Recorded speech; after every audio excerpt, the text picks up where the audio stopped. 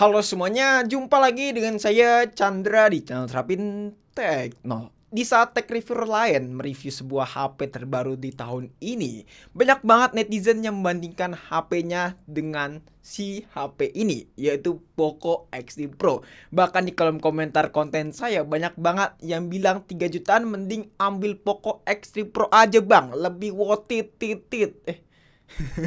kebablasan. Sebenarnya rahasia apa sih yang dimiliki dari HP ini?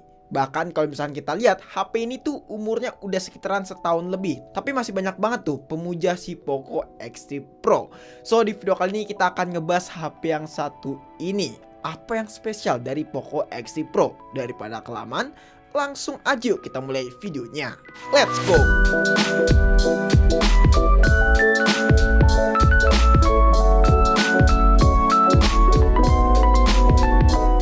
Jadi apa yang membuat HP ini banyak diminati oleh para konsumen? Pertama dari segi harga. Yap, dari segi harga Poco X3 Pro ini bener-bener sangat jauh banget, di luar ekspektasi lah. Snapdragon 860 harganya cuma 3 jutaan aja. Yap, lebih tepatnya kalau saya lihat itu harganya sekitaran 3,3 sampai 3,4 jutaan. Tapi kalau harga secondnya dari Poco X3 Pro ini udah menyentuh di angka 2,9. Kalau misalkan kalian bisa dapat dengan harga second ya. Harganya kalau misalkan kita lihat masih bisa bertahannya dari pas waktu awal launching, dan turunnya itu nggak terlalu signifikan. Wow, luar biasa loh. HP Poco yang bener-bener umurnya hampir setahun lebih ini ya, tapi harganya itu masih di angka 3 jutaan buat harga barunya. Yap, kita lihat harganya memang nggak turun drastis seperti HP-HP kelas mid-range lainnya guys ya. Nah kalau misalnya kalian pengen beli si Poco X3 Pro ini, untuk linknya udah saya taruh di deskripsi guys ya. Karena sekarang di Tokopedia lagi ada Tokopedia Tekno yang memberikan banyak promo spesial di bulan Ramadan. Bahkan diskonnya itu bisa sampai 90%.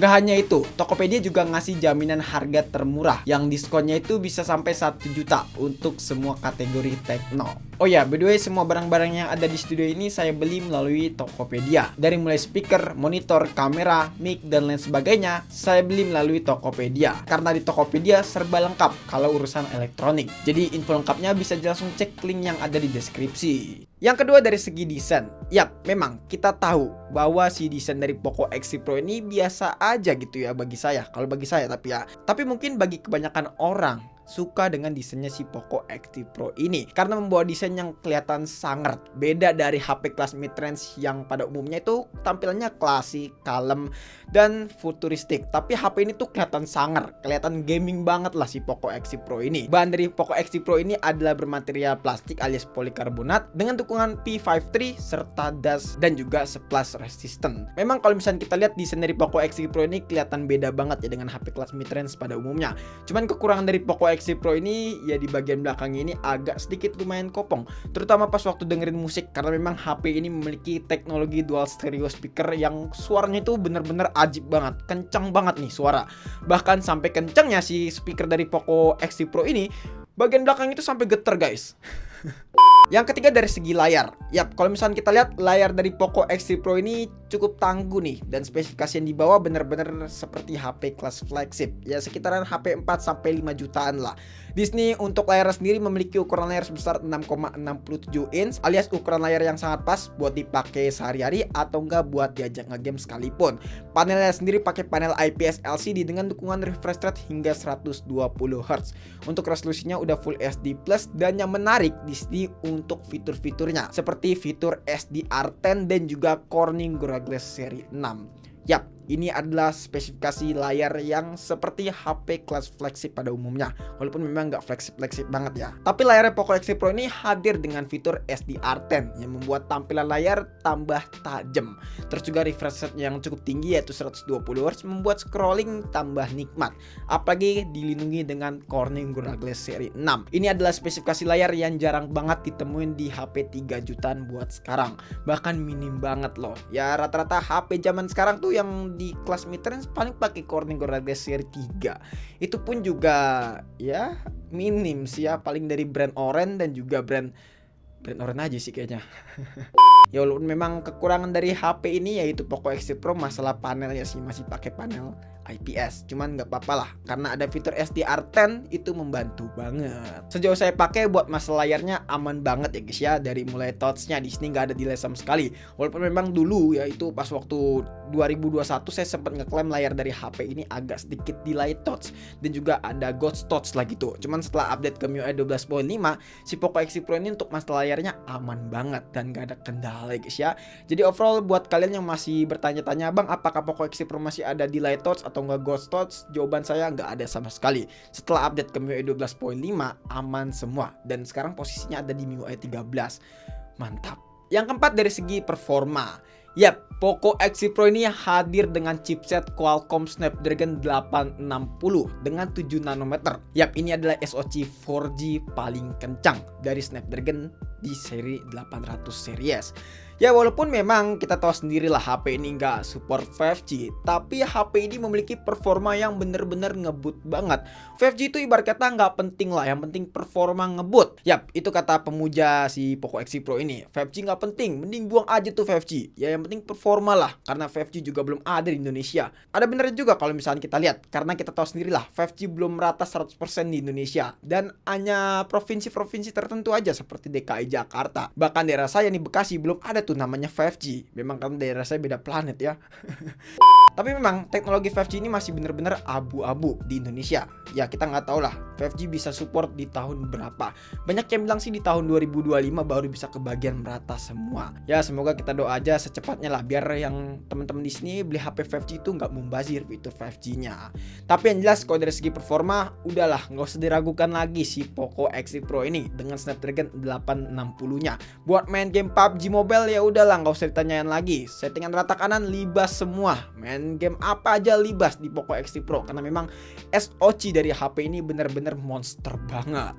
Terus juga untuk variannya ini adalah varian yang 6/128 dan 6/128 aja udah kencang banget. Nah, yang uniknya di sini udah pakai UFS 3.1 alias tipe memori HP flagship. Kalau kita lihat di HP-HP kelas mid-range zaman sekarang, tipe UFS-nya itu masih pakai 2.1, 2.2 dan HP ini udah pakai 3.1 alias UFS versi flagship punya. Wow, kencang banget lah ya. Untuk skor Antutunya sendiri kalian bisa lihat aja di sini mendapatkan skor di atas 500 ribuan. Jelas untuk masalah performa udahlah nggak usah diragukan lagi. Oke, kalau misalnya kita ngomongin soal performa pasti nggak jauh-jauh dari segi suhu ya guys ya. Nah, kalau dari segi suhu Poco X3 Pro ini jujur saya ngerasa masih adem-adem aja buat masalah suhunya. Karena memang si Poco X3 Pro ini pakai teknologi teknologi cooling apa ya namanya lupa ya. Pokoknya dia punya teknologi coolingnya yang bisa menyebarkan panas agar merata. Yap, memang yang saya rasakan itu panasnya menyebar merata ya sampai ke bawah sini. Gak cuman stuck di bagian dekat kameranya aja. Jadi menurut saya ini teknologi cooling yang mantap dari Poco. Ya kucup lah. Kalau misalnya kita bandingkan dengan HP 3 jutaan zaman sekarang, panasnya itu cuman di bagian sini aja, di bagian samping kamera. Yang kelima dari segi baterai. Yap, kapasitas baterai dari Poco X3 Pro ini memiliki kapasitas yang sangat-sangat standar lah, tapi di atas standarnya HP kelas mid-range zaman sekarang. Kapasitasnya sendiri yaitu 5160 mAh dengan dukungan fast charging hingga 33 watt. Nah, untuk masalah SOT-nya di sini saya akuin nggak terlalu irit-irit banget ya memang si Poco X3 Pro ini. Apalagi kalau misalnya kalian aktifin fitur 120 Hz, kerasa boros banget nih si Poco X3 Pro. Jadi saran saya kalau misalnya kalian nggak butuh-butuh banget refresh rate, pakai aja yang 60 Hz biar baterai HP kalian irit. Terutama pas waktu buat main game juga di sini entah kenapa cukup berpengaruh refresh rate 60 Hz dan 120 Hz di Poco X3 Pro ini. Sampai sekarang di MIUI 13 pun juga masih kerasa banget borosnya kalau misalnya kita aktifin yang 120 Hz.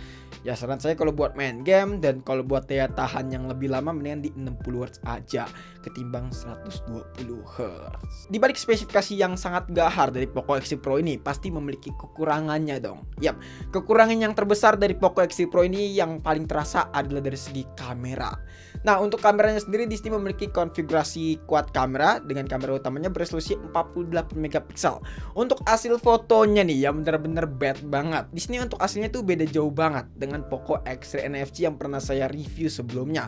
Di sini untuk Poco X3 Pro untuk hasilnya itu bener-bener disunat. Ibarat kata kayak disunat nggak punya itu lagi. gitu loh. Jadi sunatnya 2 kali. Tapi hal ini kita bisa maklumin lah. Sensornya sendiri kedua HP tersebut itu beda ya. Jadi bisa dibilang kamera dari Poco X3 Pro ini downgrade dari seri yang NFC. Ya kalau misalnya kalian yang suka foto-foto atau suka video, saran saya ambil yang NFC aja ketimbang Poco X3 Pro. Soalnya dulu saya sempat bikin vlog ya buat ngetes kamera HP, dan kamera utamanya itu saya pakai Poco X3 NFC buat nge-record. Dan itu hasilnya bener-bener bagus banget. Jadi saya rekomendasiin kalian buat ambil Poco X3 NFC jika kalian seorang fotografer atau videografer. Fitur-fitur unggulan sebenarnya standar aja sih ya, seperti NFC, dual stereo speaker, IR blaster, dan lain sebagainya. Ya fiturnya memang gak ada yang spesial dari HP yang satu ini. Kesimpulannya, memang kalau kita lihat pantas aja pemuja Poco X3 Pro itu banyak banget sampai sekarang. Bahkan di kolom komentar video saya itu banyak banget yang bilang mending Poco X3 Pro aja bang, udah itu paling recommended. Ya memang kalau misalnya kita lihat Poco X3 Pro ini bener-bener masih recommended buat dipakai sampai 3 tahun ke depan kali ya. Tapi yang jelas HP ini masih recommended banget kalau misalnya kalian pengen beli, walaupun usianya udah hampir setahun setengah lebih. Yap, kalau misalnya kita lihat memang si Poco X3 Pro ini memiliki potensi yang sangat besar lah buat ngelawan HP-HP kelas mid-range zaman sekarang. Mungkin cukup sekian aja video kali ini. Kalau misalnya kalian punya pendapat atau punya pertanyaan lainnya, bisa tulis di kolom komentar. Dan jangan lupa juga follow Instagram kita di Smtekno jika teman-teman pengennya tuh pengen kita. Chandra pamit dan sampai jumpa di video selanjutnya. And bye-bye.